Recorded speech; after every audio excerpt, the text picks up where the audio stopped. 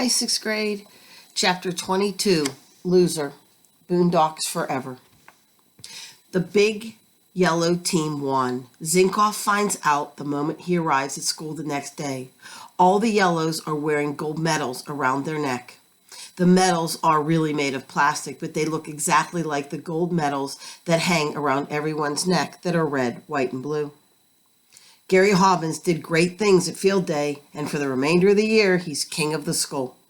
Some days he laughs with his friends and is friendly to people he doesn't even know. He is never the one to speak first. He has learned that if he holds his tongue, someone will congratulate him. In fact, so many congratulate him that he finds himself surprised when someone does not. On other days, he is serious and is seen stretching and touching his toes during recess and during the slow times in class. One of these days, he does not seem to notice other people. His eyes are focused on the beyond, certainly not the beyonds of Binns or the mail lady, but most likely the golden beyond of the Olympic glory. After a day or two, the yellows stop wearing their medals to school, but Hobbins wears his every day right up until graduation. Zinkoff sits with the orchestra during graduation. The orchestra has 2 numbers to play, Pomp and Circumstance. As they graduate from the perch on stage, Zinkoff can see everything, but he cannot locate his parents or children or his sister in the crowd. The principal says things to get the program started. The superintendent of schools speaks. Then the orchestra comes first. The waltz. Twice during the number, Zinkoff's flute yips like a pinch sister. The music teacher winces, but Zinkoff doesn't notice. Then Katie Sneagleson receives a book for having the best grades. She stands at the podium and gives a speech. Everyone smiles and pays attention to her. Only the orchestra can see that she's grinding the toe of one shoe on the stage floor.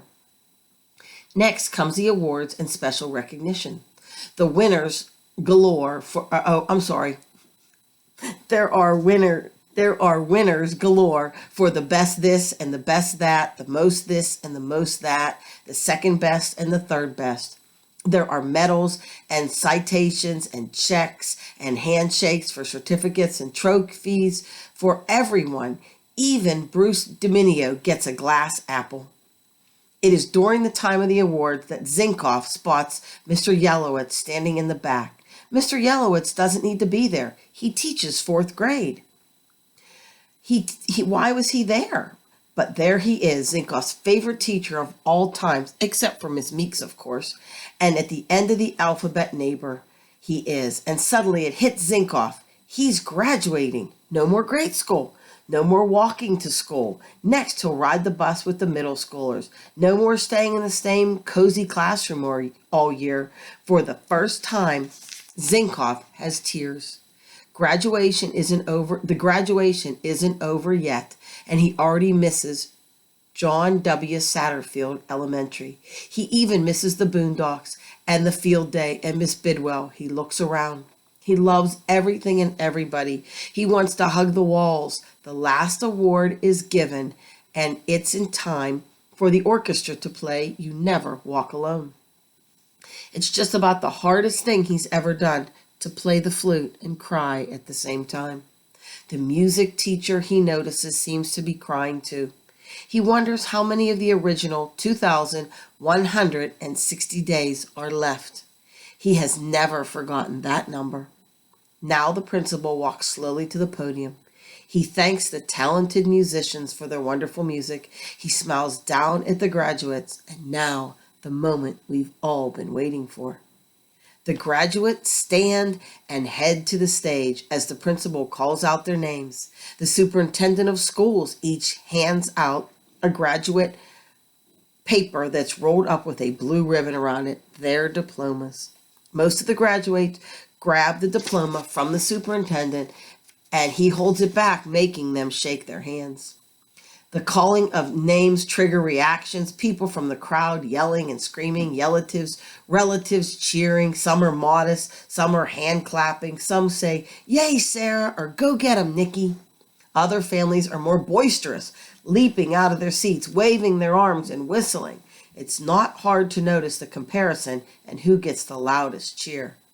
It's like A last minute before you go final test to get out of school.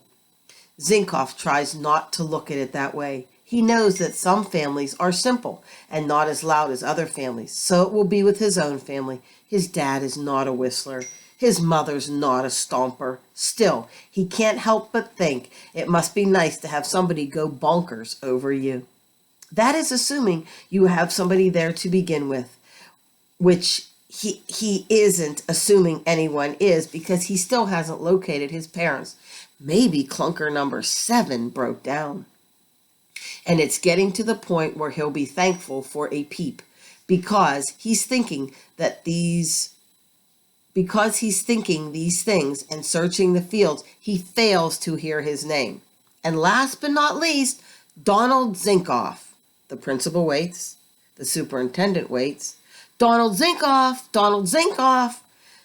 Zinkoff snaps to it. He jumps, runs, lurches, catches his foot on the chair. His flute goes flying. The audience explodes in laughter. He doesn't blame him. What a goofus he is. He joins in the laughter. He scrambles after the flute. He picks himself up, takes a bow, and resumes his journey to the principal's office, only to be reminded that he has to see the superintendent. But now it's quieter, and he's wondering, the tabletop stacked with diplomas is bare. The last one is in the superintendent's hands. Boondocks forever. Zinkoff reaches for it, but instead, the superintendent's warm paw comes out. He shakes it. He declares, "Zinkoff reporting, sir." The superintendent gives him a brief smile and a salute. In the audience, someone shrieks, "Go, Donald!" It's a familiar voice. It's his sister Polly. He looks right at Polly. They've been there the whole time, right in the middle. His parents are clapping, hands above their head, but Polly, she's the one sitting on her father's shoulders, flailing her arms, pumping her fists, and yelling her face off. "Go, Donald! Go, Donald!" And she's doing it. She's absolutely bonkers. She's giving him the wildest cheer of all. And in the very back of the audience, standing against the wall, is Mr. Yellowitz, smiling with 2 thumbs up. That was chapter 22. I'm not going to read 23 because it was too hard to do the file. It took too long to load. When you're reading this, think about how he handled the graduation. Think about him in first grade and how he tripped and fell places. Has he changed very much? And unfortunately, let's think about our end of the year. It's going to be different, but we're going to figure out a way to clap you all out or celebrate you or do something really special for you.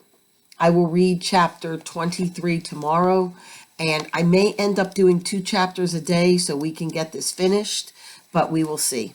It was nice seeing you all at the Zoom meeting today. I missed a couple of you, but I hope you join next time. Have a good one, guys.